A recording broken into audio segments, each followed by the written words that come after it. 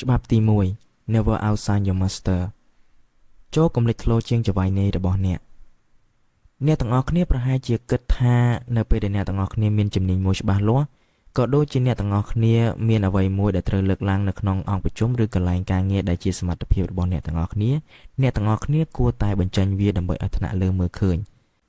ប៉ុន្តែនៅក្នុងការបកស្រាយរបស់លោក Robert Greene ដែលជាម្ចាស់សៀវភៅ48 Laws of Power វាមានការបកស្រាយផ្ទុយពីការយល់ឃើញរបស់មនុស្សគ្រប់គ្នានៅក្នុងចំនួននេះស្ដាប់ទៅរៀងចម្លែកបន្តិចដោយសារតែខ្ញុំប្រាប់អ្នកទាំងអស់គ្នាថាមានសមត្ថភាពហើយមិនគួរបញ្ចេញផ្ដេសផ្ដាសទៅវិញ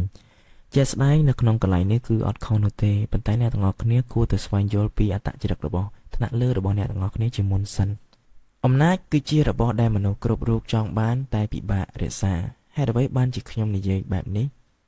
បើទោះបីជាមេដឹកនាំនៅលើលោកខ្លាំងយ៉ាងណាក៏ដោយក៏នៅតែមានពេលខ្លះមានអារម្មណ៍ថាអត់សុវត្ថិភាពមានភាពគំរាមកំហែងបើសិនជាអ្នកនៅថ្នាក់ក្រោមបង្គាប់ធ្វើឲ្យគាត់មានអារម្មណ៍ថារងការគំរាមកំហែង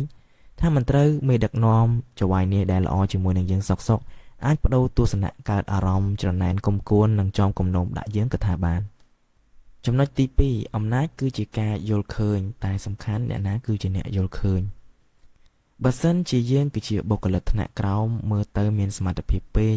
មានភាពច្នៃប្រឌិតពេករហ័សរហួនពេក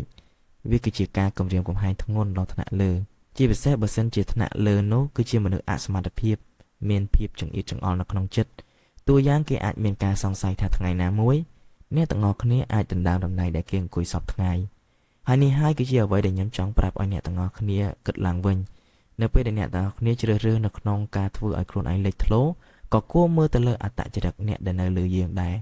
ជំនួសឲ្យការដែលអ្នកទាំងអស់គ្នាអួតក្អេងក្អាងសម្ដែងនៅអាកប្បកិរិយាអួតសមត្ថភាពរបស់ខ្លួនឯងតួយ៉ាងអ្នកទាំងអស់គ្នាក៏គួរសិក្សាអំពីអត្តចរិតថ្នាក់លើ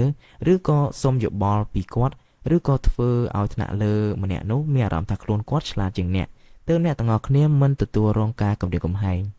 ចំណុចទី3ដែលអនុវត្តស្របតាមច្បាប់នេះនៅក្នុងស្ថាប័ននីមួយៗគេតែងចង់បានមនុស្សដែលមានភាពស្មោះត្រង់ជាងមនុស្សដែលមានភាពប៉ិនប្រសប់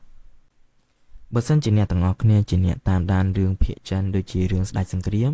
អ្នកទាំងអស់គ្នាប្រហែលជាស្គាល់តួអង្គមួយមានឈ្មោះថាហាន់ស៊ីងគឺជាបុគ្គលខ្លាំងមានចំណេះដឹងនិងវិជ្ជាគុណក៏ដូចជាក្បួនទ័ពពេញខ្លួនគាត់គឺជាមេទ័ពម្នាក់ដែលបម្រើការនៅខាងនគរហានដោយស្ដេចលីវប៉ាងនៅពេលមួយដែលស្ដេចលីវប៉ាងជួបនឹងគ្រោះថ្នាក់បានសេសម្បត្តិសុំជំនួយពីហាន់ស៊ីងប៉ុន្តែដោយសារតែការស្ទាក់ស្ទើរនឹងចម្បាំងរបស់ហាន់ស៊ីងដោយសារតែហាន់ស៊ីងគឺជាមនុស្សដែលគិតគូរច្បាស់លាស់ក៏ដូចជាមនុស្សអំនួតដូច្នេះហើយបើសិនជាសង្គ្រាមមួយដែលគាត់មិនច្បាស់ថាគាត់អាចយកឈ្នះ 100% គឺគាត់មិនចេញតបនោះទេ